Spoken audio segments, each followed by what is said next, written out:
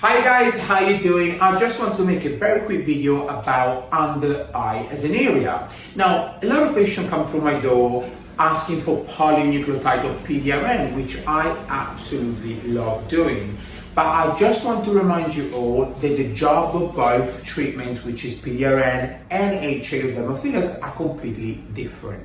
PDRN is there to help you regenerate the tissue, make sure that that skin is nice, the quality is fantastic, and the brightness is there for a long time.